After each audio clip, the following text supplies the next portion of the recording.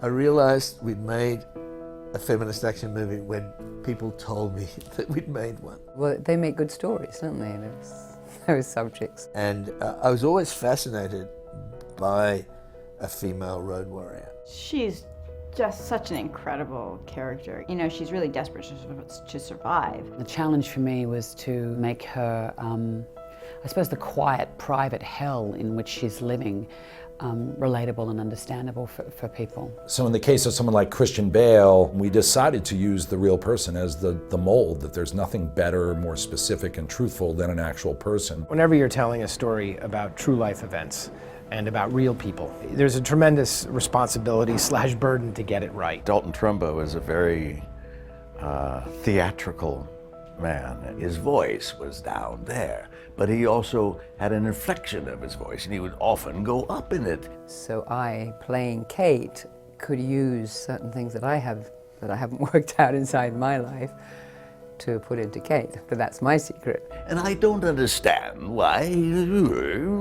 Both Eddie and I and Tom, you know, went back and tried to find as much information about, you know, Lily and Gerda as real people as we could. I read the script. Tom Hoover sent me the script while we were making Les Miserables. I was sort of attempting to man barricades, and he gave me this piece of work, and it was the most profoundly moving. Well, Ridley was very bullish. You know, the first thing he said was, this script is great, why aren't we doing this movie? Except there were some more expletives in there. Of course, it would have been a difficult situation if there was some kid who was just like, I don't like her. But we just immediately got on and became just best pals. The best part about it was because I got to do my own stunts like Tom Cruise. For a little boy, it is a huge ask to play as complex a series of scenes as we shot.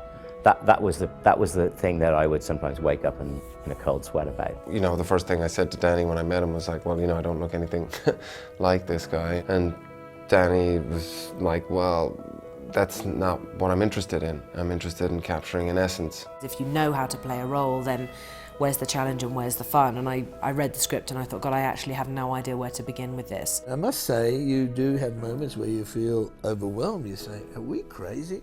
Are we crazy out here doing all this stuff? I was worried that there wasn't really enough for me to do, or that I wasn't going to be bringing enough to it, you know, because it is such a quiet performance. The exciting and scary thing about playing her was the fact that it was so close to kind of my own personal life. With characters, like, it sometimes just helps talk about every single relationship you've ever had in your whole life. Like, well, I know somebody whose mother did this or father, and then just stories just come from it. I just loved how through a lot of the film she says very little. It's almost like a silent performance, and my character needed to push the narrative along without words. I've played so many incredibly articulate characters in the past. He carried the whole film with very few words. This is a film about show and don't tell. This is an unusual style that we did this movie in. You know, the #1 rule of film school is show, don't tell, and we completely broke that rule. But I'm very happy and I'm very proud that we finished and that we survived. But I will never do it again. I'm a madman, but I'm not stupid.